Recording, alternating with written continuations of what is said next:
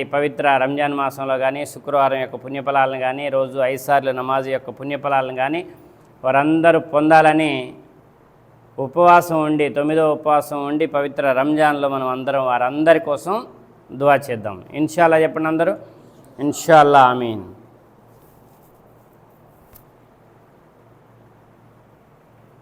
ఇస్లాం అంటే ఏమిటి? చాలామందిలో అపోహలు చాలా ఉన్నాయి. వాటన్నింటినీ తొలగించే బాధ్యత ఎవరిది? మందే. అసలు ఇస్లాం ఎప్పుడు పుట్టింది అని అడుగుతున్నారు. ఇస్లాం అంటే ఏమిటని అడుగుతున్నారు. ఇస్లాం అంటే దైవ విధేయత. ఎవరయ్యా ఆ దైవం? ఇప్పుడే చదువుకున్నాం, ఇన్ అల్హమ్దులిల్లా అని. ఇన్ అల్హమ్దులిల్లా అంటే స్తోత్రం, పొగడ్త, ప్రశంస, ఆరాధన అనే అర్థాలు వస్తాయి. ఆరాధన అంటే సామ్య, జర సామ్నే ఆయతో పీछे वाला पीछे बैठते.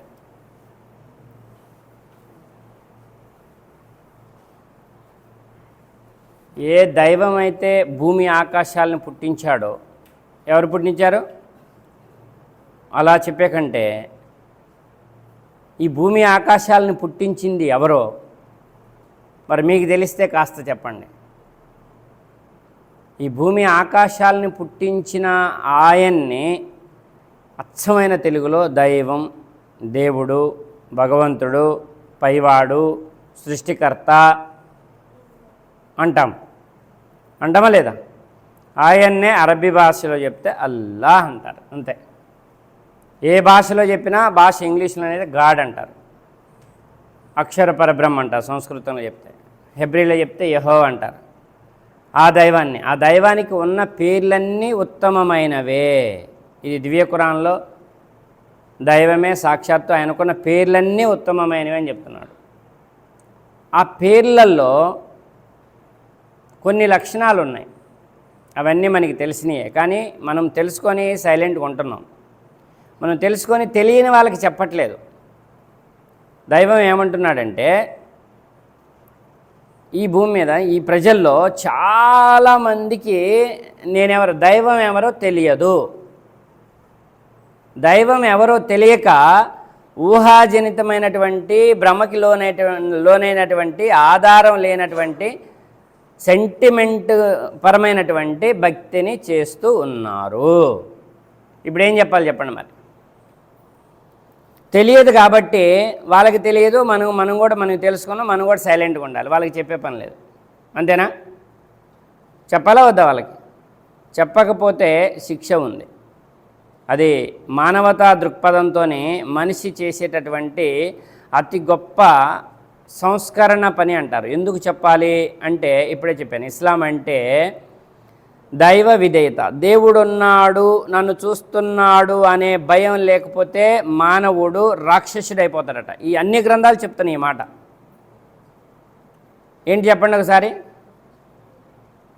దేవుడున్నాడు, పైనుంచి నన్ను చూస్తున్నాడు, నన్ను సృష్టించింది ఆయనే, ఈ యొక్క సృష్టిని మొత్తాన్ని, పగలు రాత్రులు, భూమి ఆకాశాలు, పంచభూతాలను సృష్టించింది ఆయనే, ఈ భూలోకానికి నన్ను తీసుకొచ్చింది ఆయనే, నన్ను పెద్ద చేసింది ఆయనే, నన్ను నడిపించేది ఆయనే, ఈ కాలచక్రాన్ని నడిపించేది కూడా పగలు రాత్రులు, వర్షాకాలం, శీతాకాలం, ఎండాకాలం, కాలచక్రాన్ని సూర్యాస్తమయం, సూర్యోదయం, చంద్రుడి యొక్క తరిగి పెరిగే దశలు, ఈ ఇంత పెద్ద మహత్తరమైనటువంటి ఈ కాలచక్రాన్ని, నా జీవిత చక్రాన్ని నడిపిస్తున్న దైవం ఒకే ఒక్కడు అని నమ్మటమే నిజమైనటువంటి దైవాన్ని గుర్తించటం. అర్థమైందా? ఇది ఎంతమంది గుర్తించారు చెప్పండి? మీ దేవుడు మీకే, మా దేవుడు మాకే, మీది మీదే, మాది మాదే అనే వాళ్ళ సంఖ్య పెరిగిపోయింది. కానీ ఏ గ్రంథం అలా చెప్పట్లేదు. సూర్య అల్-అంబియా 21వ అధ్యాయంలో 24వ వచనంలో వారు ఆ మహోన్నతుడైనటువంటి ఆ దైవాన్ని కాదని ఇతరుల్ని ఆయనతో సమానులుగా చేసుకొని ఆరాధిస్తున్నారా అని అడుగుతున్నాడు. అవును, ఆరాధిస్తున్నారు. అయితే వారికి చెప్పండి. ఏం చెప్పాలట? అర్థమవుతుందా? వారికి ఏం చెప్పాలి అంటే, గ్రంథాలన్నింటిలో ఉంది దైవం ఒకే ఒక్కడు. మీరు ఆయన్ని కాదని వేరే వాళ్ళని మీరు ఆరాధిస్తూ ఉంటే, ఒక్కడ కాకుండా ఇద్దరిని ముగ్గురిని ముక్కోటిగా చేసుకొని మీరు ఆరాధిస్తూ ఉంటే, మీ దగ్గర ఏదైతే సాక్ష్యం ఉందో ఆ సాక్ష్యాన్ని తీసుకురండి. ఈ గ్రంథం కూడా ఉన్నది. నా యుగపు ప్రజల కొరకు హితబోధ గరిపిన గ్రంథాలు కూడా ఉన్నాయి అని అంటున్నాడు. ఆ గ్రంథాల్లో కూడా దేవుడు అక్కడే అని ఉంది, నేనే వాటిని పంపించాను అని కూడా దైవం చెప్తున్నాడు. ఇక్కడ దీన్ని బట్టి అర్థమయ్యేది ఏంటంటే ఇస్లాం అంటే ఒక్క ఖురాన్ని నమ్మటం కాదు, గ్రంథాలన్నీ నమ్మాలి. ఇది ఎక్కడుంది? మీకు స్టార్టింగ్లోనే నేను ఖురాన్ ఆయ చదివినిపించాను. 2వ అధ్యాయం 285 వచనంలో ఆమంతు బిల్లాహి వ మలాయికతిహి వ కుతుబిహి వ రుసూలిహి చదివానా లేదా? ఖురాన్ ఆయత్ ఉంది. దైవాన్ని ఒకే ఒక్కడిగా నమ్మాలి. ప్రవక్త తనపై అవతరించిన దానిని విశ్వసించాడు. ఈ ప్రవక్తను విశ్వసించేవారు కూడా దాన్ని హృదయపూర్వకంగా స్వీకరించారు. వారంతా దైవాన్ని, దైవదూతలను దైవాన్ని ఒకే ఒక్కడిగా నమ్మాలి. దైవదూతలున్నారు అని నమ్మాలి. దేవుణ్ణి ఎలా నమ్మాలి? ఇస్లాం అంటే ఏంటి అంటే దైవాన్ని ఈ భూమి ఆకాశాలని సృష్టించిందాక నేను చెప్పిన మాదిరిగా ఈ కాలచక్రాన్ని, నా జీవిత చక్రాన్ని నడిపిస్తుంది ఒకే ఒక శక్తిమంతుడైనటువంటి మహాజ్ఞానవంతుడు, మహావివేకవంతుడైనటువంటి భగవంతుడు, ఆ దైవం. అరబీలో చెప్తే అల్లా ఈ సృష్టిని నన్ను నడిపిస్తున్నాడు, ఈ సృష్టిలో ప్రతిదీ నాకు వశం చేశాడని చెప్పి నమ్మటమే దైవాన్ని నమ్మటం. ఇక ఆయన ఆజ్ఞల్ని పాటించటమే దైవ విధేయత విధానం. అంటే అరబీలో చెప్తే ఇస్లాం. ఇస్లాం అంటే గ్రంథాలన్నీ నమ్మాలి. ఒక గ్రంథాన్ని నమ్ముతా అంటే నువ్వు ఇస్లాంలో లేవు.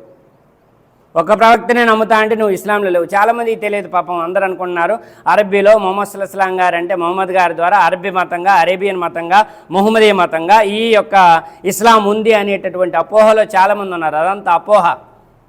యథార్థం తెలియదు వాళ్ళకి చరిత్ర తెలియదు, వాళ్ళకి ఖురాన్ తెలియదు, వాళ్ళకి ఇస్లాం అంటే ఏంటో తెలియదు, వాళ్ళకి దేవుడెవరో తెలియదు. ఏ కాడికి మీది వేరు, మాది వేరు, మీదే మాదే అనేటటువంటి ఆరోపణలు తప్ప, ఆధారాలు లేకుండా ఆరోపణలు తప్ప, వితండవాదం తప్ప వాళ్ళకి దేవుడి జ్ఞానము లేదు, గ్రంథ జ్ఞానము లేదు, యుగ పురుషుల మార్గదర్శకత్వం లేదు.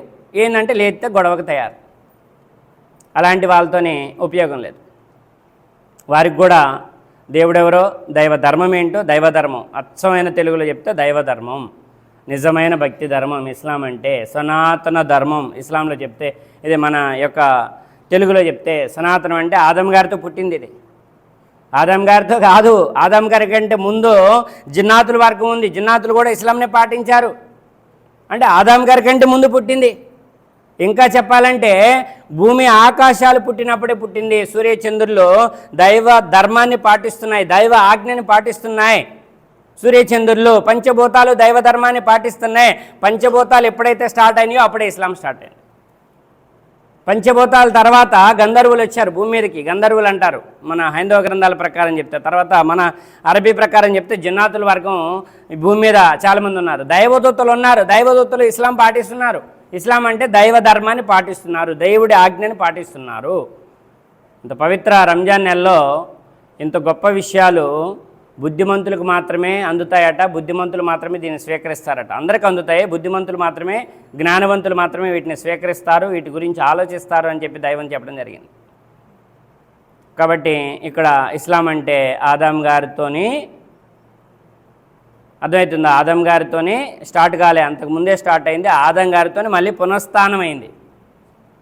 మళ్ళీ ప్రవక్తలందరితోనే పునఃస్థానమైంది. చివరి ప్రవక్త ముహమ్మద్ సల్లల్లాహు గారితో కూడా పునఃస్థాపితమైంది. అప్పుడు స్థాపించబడలేదు. స్థాపించబడటానికి భూమికి ఆకాశానికి ఉన్నంత తేడా ఉంది. ఉందా లేదా? కాబట్టి అలా గ్రంథాలన్నీ నమ్మాలి. ఒక్కుతుబిహి చెప్పాడా లేదా? నేను ఒక్క గ్రంథాన్ని నమ్ముతా, వాళ్ళ గ్రంథాన్ని నమ్మను, ఏళ్ళ గ్రంథాన్ని నమ్మను, అది వాళ్ళ గ్రంథం, ఇది ఏళ్ళ గ్రంథం, దాంట్లో అయ్యింది, దీంట్లో అయ్యింది, ఇలాంటి మాటలు మాట్లాడొద్దని దైవం చెప్తున్నాడు. ఎందుకంటే పూర్వగ్రంథాల్లో సత్యం ఉంది. ఏమన్నాడు? పూర్వగ్రంథాల్లో సత్యం ఉంది. పూర్వగ్రంథాలని ధృవీకరించడానికి ఖురాన్ వచ్చింది. ఇంకా చెప్తున్నాడు, వారి గ్రంథాలను వారు చదవవలసిన విధంగా చదివితే ఈ గ్రంథాన్ని నమ్ముతారు. ఎవరికి ఏ గ్రంథాన్ని ప్రసాదించాడో ఆ గ్రంథంలో ఏముంది, ఎంతమంది దేవుళ్ళు ఉన్నారని ఉంది చెప్పండి. చెప్తే దీని తర్వాత రెండో టాపిక్లోకి వెళ్దాం. ఏ గ్రంథంలోనైనా దేవుడు ఒక్కడేనే ఉంది. ఉందా లేదా? ఇది తెలియక నీ దేవుడు వేరు నా దేవుడు వేరు, నీది నీదే నాది నాదే అని అంటూ ఉన్నాం. ఇంకా కొంతమంది చాలామంది మనలో కూడా మూర్ఖంగా ఆలోచించే వాళ్ళు ఉన్నారు. తెలుగులో చెప్పడం ఏంటి, మన దేవుడు వాళ్ళ దేవుడు అని ఒకటి చెప్పడం ఏంటి, ఒకటని చెప్పడం ఏంటి. రోజా ఉంటారు, అర్థమవుతుందా, పైజామాలు చేస్తారు, గడ్డాలు పెంచుకుంటారు, మసీదు కొత్తనే ఉంటారు, నమాజ్ చేస్తూనే ఉంటారు. వాళ్ళు కూడా ఇప్పటికీ మా ఎదురుగా మాట్లాడే వాళ్ళు ఉన్నారు. వాళ్ళ గ్రంథాల గురించి మనకెందుకు, వాళ్ళ గ్రంథాల గురించి చెప్పడం ఎందుకు, వాళ్ళ దేవుడి గురించి మనకెందుకు. పాపం వీళ్ళకి కూడా తెలియదు. ఏంటంటే సాయిబులు ఇంట్లో పుట్టారు కాబట్టి వాళ్ళ బాబో వాళ్ళ దాదో ఎవరో నమాజ్ చేస్తుంటే మేము సాయిబులం కాబట్టి మేము నమాజ్కి రావాలి, మేము సాయిబులం కాబట్టి మేము ఉపవాసాలు ఉండాలి, మేము సాయిబులం కాబట్టి ఇలా మా గ్రంథం నమ్మాలనేటటువంటి అపోహలో ఉన్నారు. అలాంటి విశ్వాసం పరిపూర్ణం కాదు. అలాంటి విశ్వాసం పరిపూర్ణం కాదు. దైవం అంటున్నాడు, హదీస్ ఉంది, నిన్ను హిందువుల ఇంట్లో పుట్టిస్తే హిందువుకే బతికేవాడివే, నిన్ను క్రైస్తవుల ఇంట్లో పుట్టిస్తే క్రైస్తవుడికే బతికేవాడివే. కాబట్టి ఈ వ్యక్తిని తీసుకుపోయి నరకంలో పడేయండి. నువ్వు ఉపవాసాలు ఉన్నా నీకు సుఖం లేదు, నువ్వు 5 సార్లు నమాజ్ చేసినా నీకు సుఖం లేదు, నువ్వు ఇంకా పైజానాలు చేసినా గడ్డం పెంచినా నీకు స్వర్గం అయితే లేదు. ఇస్లాం అంటే జ్ఞానం, ఇస్లాం అంటే ఒకే దైవాన్ని తెలుసుకోవటం, ఇస్లాం అంటే గ్రంథాలన్నీ నమ్మటం, ఇస్లాం అంటే ప్రవక్తలందరినీ నమ్మటం, ఇస్లాం అంటే క్యారెక్టర్ బుల్ చేసుకోవటం, అర్థమవుతుంది, అన్ని చెడులకు దూరంగా ఉండటం, ఏ జాతిని కానీ ఏ వ్యక్తిని కానీ తక్కువ చేసి మాట్లాడకూడదు ఇస్లాం అంటే. పవిత్ర రంజాన్లో ఉపవాసాలు ఉన్నప్పుడు ఇదంతా ట్రైనింగ్, ఈ నెలలో 30 రోజులు ఇది మొత్తం ట్రైనింగ్ అవ్వాలి. వచ్చాము, నమాజ్ చేసాము, రుక్కు చేస్తే మౌల్జాబ్ మనం రుక్కు చేసాము, ఆయన సజ్దా చేస్తే మనం సజ్దా చేసాము, అయిపోయింది. ఆయన సలాం చెప్తే మనం సలాం చెప్పాము, ఆయనతో ఇక సలాం చెప్పంగానే దువా చేయగానే మనం లేదా కొంతమంది దువా ఎమ్మటే బయటికి వెళ్ళిపోతాం, అయిపోయింది. మళ్ళీ ఇంటికాడ నమాజ్ చేసుకోవటం, మళ్ళీ ఇఫ్తార్ టయానికి రావటం. ఇది కాదు. దీంతోపాటు ఇంకొన్ని బాధ్యతలు ఉన్నాయి, ఇంకొంచెం జ్ఞానం ఉంది, నేర్చుకోవాల్సింది. మానవులంతా ఒకటే, మానవులంతా ఒకటే. మనం హిందువులైనా ముస్లింలైనా క్రైస్తవులైనా మన ఇండియన్స్ అందరూ ఒకటే. అర్థమైంది, మనమంతా భారతీయులను చదువుకున్నాం. దైవం ఎవరిని ఇష్టపడతారో ఇప్పుడు మనం ఈ పవిత్ర రంజాన్ మాసంలో 9వ ఉపవాసంలో అల్లా ఎవరిని ఎక్కువ ఇష్టపడతాడో మనం ఇప్పుడు తెలుసుకుందాం. ఎవరిని ఎక్కువ ఇష్టపడతాడండి చెప్పండి. ఇక్కడ ఇస్లాం అంటే అర్థమైంది కదా. ఇస్లాంలో మెయిన్ స్తంభాలు ఏంటంటే 5 ఉన్నాయి. ఎంతమంది తెలుసు చేయొద్దండి ఒకసారి, ఎంతమంది తెలుసు చెప్పండి ఒక్కొక్కటి. ఫస్ట్ కలిమా అంటే ఏంటి? సద్వచనం. ఏంటది ఆ సద్వచనం ఏంటి? లా ఇలాహ ఇల్లల్లాహ్ ముహమ్మద్ రసూలుల్లాహ్ సల్లల్లాహు అలైహి వసల్లం. అర్థం ఏంటండి తెలుగులో? ఎంతమంది తెలుసు దీని అర్థం? ఎంతమంది తెలుసు? అవును, ఆరాధ్యుడు ఆయన ఒక్కడే. లా అంటే లేడు, ఇలా అంటే ఆరాధ్యుడు, ఇల్లల్లా అల్లా తప్పంటే ఆ దైవం తప్ప ఆరాధనకు అర్హమైన వాళ్ళు ఇంకొకరు లేరు. మరి నేను సాక్ష్యం ఇస్తున్నాను. ఇంకా రెండోది వచ్చేసి ముహమ్మద్ సల్లల్లాహు అలైహి వసల్లం అల్లా యొక్క ప్రవక్త, అల్లా యొక్క దాసుడు. ఇప్పుడు ఇక్కడ ఏమర్థమైంది? ఆరాధనకు అర్హుడు ఒకే ఒక్క దైవం, సృష్టికర్త. అరబీలో చెప్తే అల్లా. ఆ దైవం గురించి తెలిసింది, ఇస్లాం అంటే తెలిసింది. ఇంకా 5 మూల స్తంభాలు. ఇంకా రెండోది ఏంటి? ఇది తెలిసిన తర్వాతే నమాజ్. అర్థమవుతుందా? ఇది తెలియకుండా నేను సాయిబుల ఇంట్లో పుట్టా, నేను నమాజ్ చేస్తా, దర్గా కాడికి పోతా, పీర్ల కాడికి పోతా, షిర్క్ దాన్ని షిర్క్ అంటారు. రంజాన్లో ఉపవాసాలు ఉంటా చాలామంది ఉన్నారండి. రంజాన్లో ఉపవాసాలు ఉంటా, రంజాన్ అయిపోయాక దర్గా కాడికి పోతా, పీర్ల కాడికి పోతా, ఇంకా వచ్చేసి నా ఇష్టం వచ్చినట్టు నేను బహుదైవారాధన చేస్తా, దైవత్వాన్ని ఎవరికి పడితే వాళ్ళకి ఇస్తాను అని అంటే అది నీ పుణ్యాలన్నీ పోయినాయి. నీ రంజాను 30 రోజులు ఉపవాసాలున్నా, నువ్వు 365 రోజులు ఉపవాసాలున్నా నీ పుణ్యాలు నీకు దక్కినాయా? దక్కలేదు. ఎందుకు దక్కలేదు? తప్పువరిది? నీదా దైవాంది? అల్లాదా? నీదా అల్లాదా? నేను సాయిబుని కాబట్టి నేను ఉపవాసాలు ఉంటా, ఆ కోలోకి వచ్చేసింది. అది కాదు. ఎప్పుడైతే నువ్వు దైవత్వాన్ని వేరే వాళ్ళకి ఇస్తావో, పీర్లకి ఇస్తున్నావో, దర్గాలకి ఇస్తున్నావో, వలీలకి ఇస్తున్నావో, బాబాలకి ఇస్తున్నావో, అప్పుడు నీ విశ్వాసం ఏమైపోయింది? పనికి రాకుండా పోయింది. కల్మాని ఒక్కదాన్ని కాపాడుకోకుండా మిగతా 5 సార్లు నమాజ్ చేసినా వృధా, బూడిదలో పోసిన పన్నీరే. 30 రోజులు ఉపవాసాలున్నా బూడిదలో పోసిన పన్నీరే. నీకు కొద్దిగా ఆరోగ్యం ఏమైనా వస్తే వస్తుందేమో అంతే. పుణ్యం అయితే వస్తుంది. వచ్చిన పుణ్యం నీ చేతులతోనే నువ్వు పోగొట్టుకుంటున్నావు. అర్థమవుతుందా? సంపాదించిన సొమ్ము జాగ్రత్త పరచుకోకపోతే దొంగల పాలైనట్టు శైతాను నీ యొక్క పుణ్యాలని దొంగిలిస్తుంది. దాన్ని కాపాడుకోవాలి. వితర్ నమాజ్ అని పెట్టాడు. వితర్ అంటే అంతా నమాజ్ని రోజాలను అన్నీ సాయంత్రం లాక్ చేసుకోవటం వితర్ నమాజ్ అంటే. అర్థమవుతుందా? అంత పకడ్బందీగా నీ పుణ్యాలని నువ్వు బంగారాన్ని కాపాడుకున్నట్టు, నీ డబ్బుల్ని కాపాడుకున్నట్టు, నీ వ్యక్తిత్వాన్ని కాపాడుకున్నట్టు, నీ మంచిదనాన్ని కాపాడుకున్నట్టు, నీ పుణ్యాలని, నీ రోజా పుణ్యాలని, నీ ఐసార్ నమాజు పుణ్యాలని కాపాడుకునే బాధ్యత నీ మీదే ఉంది. కాబట్టి ఇక్కడ ఏమర్థమైంది చెప్పండి ఒకసారి. ఏమర్థమైంది?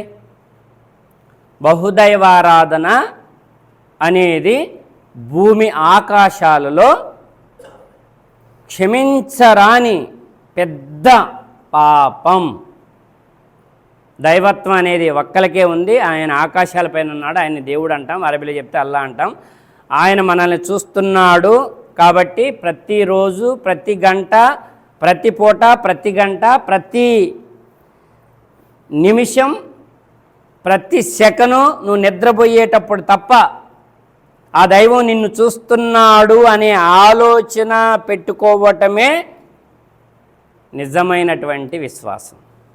అప్పుడు నువ్వు చెడుదారి పట్టడానికి అవకాశం ఉందా? లేదు. ఇక్కడ మన మూసా అలైహిస్సలాం గారు అల్లాని 6 ప్రశ్నలు అడుగుతా అన్నాడట. ఏంటండి? 6 ప్రశ్నలు అడుగుతా అన్నాడు. అల్లా అన్నాడట 6 కాదు, ఇంకొకటి కలిపి 7 అడుగు అన్నాడట.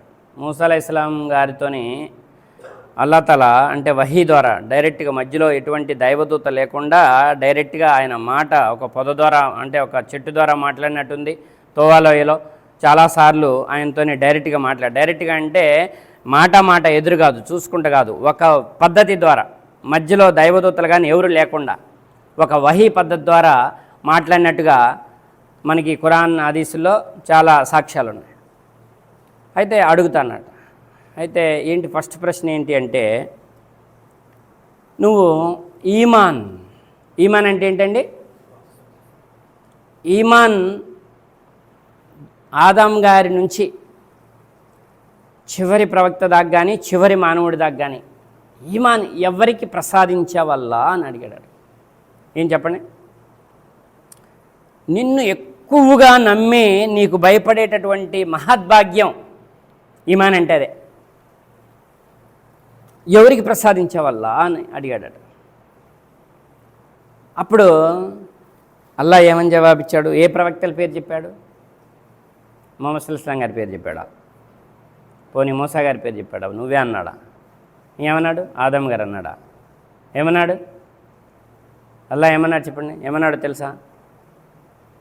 అక్కడ ఏమన్నాడంటే, ఆదం గారితో మొదలుకొని ఆఖిరత్ దాకా, ప్రళయగడే దాకా ఎవరైతే నిద్రపోయే సమయం కాకుండా మెలకువతో ఉన్నారో, పగటి వెలుగులో ఉన్నా, రాత్రి చీకట్లో ఉన్నా, ఒంటరిగా ఉన్నా, గుంపులో ఉన్నా, అల్లా చూస్తున్నాడు అనే ప్రతి చెడు పనికి, ప్రతి తప్పుడు పనికి దూరంగా ఉంటూ, అర్థమవుతుందా?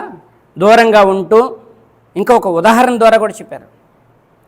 మొత్తం ముళ్ళు ఉన్నాయి, ఆ దారి తప్ప రెండో దారి లేదు, మొత్తం ముళ్ళు ఉన్నాయి, చాలా ముళ్ళు ఉన్నాయి. ఆ ముళ్ళలో నుంచి నువ్వు వెళ్ళాలి. అవతలొడ్డుకు పోవాలంటే, ఇంకొద్దిగా దూరం పోవాలంటే ముళ్ళలో నుంచి నువ్వు వెళ్ళాలి. ఆ ముళ్ళల్లో నుంచి వెళ్తూ ఆ ముళ్ళు కుచ్చుకోకుండా కాళ్ళని ఇట్టిట్ట జరుపుకుంటూ, కాళ్ళని ఇట్టిట్ట ముళ్ళు జరుపుకుంటూ, ఎలాగైతే నువ్వు ఆ దారిలో ప్రయాణిస్తావో, ముళ్ళు కుచ్చుకోకుండా నువ్వు ఎలాగైతే ప్రయాణిస్తావో, అలాగ నువ్వు నీ పాపాలు ఏదైతే నిన్ను పాపాలు అయస్కాంతంలాగా లాగుతూ ఉంటాయి, చెడు నిన్నెప్పుడు అయస్కాంతంలాగా లాగుతూ ఉంటుంది. నువ్వు అబద్ధం చెప్పని, నువ్వు ఏదో దొంగతనం చేయని, నువ్వు మోసం చేయని, నువ్వు వ్యభిచారం చేయని, ఎప్పుడు కూడా ఆ సందర్భాన్ని బట్టి నీ మనసు అటువైపు, నీ బుద్ధి అయస్కాంతంలా లాగుతూ ఉంటుంది. లాగిద్దా లాగదా? అబ్బా నా మనసులో ఆగదండి, నా మనసు గట్టిగా ఉందండి, నేను అలాంటి కాదండి, అదండి ఇదండి అని చెప్పేవాళ్ళు ఎవరన్నా అన్నారా? చేయొత్తండి ఒకసారి. లాగిద్ది. ప్రతి మనిషిలో మంచి చెడు 2 పెట్టాను అలా అంటున్నాడు. ఏమంటున్నాడు? మంచి చెడు 2 పెట్టాను. ప్రతి మనిషి హృదయంలో 2 ఉన్నాయట. ఉన్నాయా లేవా? నాలో చెడు లేదు, నాలో మొత్తం మంచిగా ఉంది. ఎవరన్నా ఒక్కడు ఉన్నాడా? లేరు. ఇప్పుడు నువ్వు చెడు వైపు ఆలోచన చేస్తే నువ్వు చెడు దారి పడతావు. ప్రతి గ్రంథం ఇదే చెప్తుంది. నువ్వు మంచి వైపు ఆలోచన చేస్తే మంచి దారి పడతావు. మంచి దారికి ప్రతిఫలం మంచి, చెడు దారికి ప్రతిఫలం శిక్ష. కాబట్టి ఆ ముళ్ళలో నుంచి ఎలాగైతే కుచ్చుకోకుండా కాళ్ళు అడుగులు వేసుకుంటూ వెళ్తావో, పాపాలు నిన్ను లాగుతున్నా ఆ పాపాలకు వెళ్ళిపోకుండా, చెడులకి వెళ్ళిపోకుండా నిన్ను నువ్వు కాపాడుకుంటూ దైవం చూస్తున్నాడు, అల్లా చూస్తున్నాడు అని చెప్పి నీ జీవితాన్ని ముందుకి తీసుకెళ్తూ ఉంటావో ప్రతిరోజు, ప్రతి పూట, ప్రతి గంట, అర్థమవుతుందా? ప్రతి నిమిషము, ప్రతి సెకను నిద్రపోయేటప్పుడు తప్ప జీవితం గడుపుతూ ఉంటాడు. అలాంటి వ్యక్తికి నేను నా ఈమాన్ అనుగ్రహాన్ని ఇచ్చాను అని అల్లా అన్నాడు. అల్హమ్దులిల్లా. ఇప్పుడు చెప్పండి అండి, ఇప్పుడు చెప్పండి ఎంత గొప్ప మాట అది. Character building. మనిషిగా వ్యక్తిత్వాన్ని సంస్కరించుకొని ఒక మంచి మనిషిగా నిలబడితేనే నిజమైన విశ్వాసం. అల్లాని అల్లాగా, దైవాన్ని దైవానిగా ఒక్కడిగా నమ్మిన తర్వాత ఈ చేయాల్సినటువంటి మొట్టమొదటి పని, నీ కాటాలో రేపు పుణ్యాలు పాపాలు కాటా వేసే దాంట్లో నీ పుణ్యాల్లో అతి గొప్ప పుణ్యం ఏదో తెలుసా? అతి గొప్ప బరువు ఉండే పుణ్యం ఏదో తెలుసా మీకు? 7 ఉన్నాయి. అవన్నీ తర్వాత నేను 7 చెప్పాను. మనకి జుమ్మా రోజు టైం లేదు కాబట్టి మళ్ళీ మిగతా రోజుల్లో మిగతా చెప్పుకునే అనుగ్రహాన్ని ప్రసాదించమని అల్లాతో దువా చేస్తూ ఇన్షాల్లా మీ ఖాతాలో దైవం దగ్గర, అల్లా దగ్గర మీ పుణ్యాలన్నింటిలో బరువైన పుణ్యం ఏదో తెలుసా మీకు? చాలా బరువు ఉంటుంది. నీ నమాజ్ కంటే బరువు ఉంటుంది. ఎస్, నీ 5 సార్లు నమాజ్ కంటే బరువు ఉంటుంది. నీ రోజా కంటే బరువు ఉంటుంది. ఏంటా పుణ్యమో తెలుసా? ఏంటా పుణ్యం? ఏంటది? బిహేవియర్, క్యారెక్టర్, నీ ప్రవర్తన, నీ మంచితనం, నువ్వు పిల్లలతో ఎలా ఉన్నావు, భార్యతో ఎలా ఉన్నావు, అర్థమవుతుందా? దైవంతో ఎలా ఉన్నావు, నువ్వు నీతో ఎలా ఉన్నావు. క్యారెక్టర్ లేని వాడి ఉపవాసాలు వృధా. క్యారెక్టర్ అంటే అర్థమైంది కదా? బిహేవియర్, ప్రవర్తన. నిన్ను నువ్వు సంస్కరించుకోవడానికే ఈ యొక్క రంజాన్ నెల. 30 రోజులు నిన్ను నువ్వు తీర్చిదిద్దుకోవడానికే, చెడులన్నింటినీ ఎలా త్యజించాలి, అర్థమవుతుందా? పేదవాడి ఆకలేంటి తెలుసుకోవడానికే ఇదంతా కూడా. ట్రైనింగ్ 11 నెలలకి ఈ నెలలో ట్రైనింగ్. కొత్త వాళ్ళు దీంట్లో వస్తూ ఉంటారు, ఉన్నవాళ్ళు దీంట్లో నుంచి పరలోకానికి పోతూ ఉంటారు. ఇదొక చక్రం. సంవత్సరం తిరిగి వచ్చేటటువంటి రంజాన్ నెల, ఉపవాసాల నెల, మానవతా విలువల్ని, మానవత అన్నింటిని కూడా క్యారెక్టర్ని బిల్డ్ చేసేటటువంటి మహత్తరమైనటువంటి పుణ్యాల నెల. 1 రూపాయి నువ్వు దానం చేస్తే 70 రూపాయల పుణ్యం. 70 రూపాయలు దానం చేసినంత పుణ్యం. ఒక సున్నత్ నమాజ్ చేస్తే, ఒక ఫర్జ్ నమాజ్ చేసినంత పుణ్యం. ఒక ఫర్జ్ నమాజ్ చేస్తే 70 నమాజులు చేసినంత పుణ్యం. 1 లక్ష రూపాయలు ఎవరికైనా దానం చేస్తే, అంటే 1 లక్ష చేయమని కాదు, ఎవరికి తాహత్ తగ్గట్టు వాళ్ళు చేయాలి. 70 లక్షలు దానం చేసినంత పుణ్యం చేసేవాళ్ళు ఉన్నారు. అర్థమవుతుందా?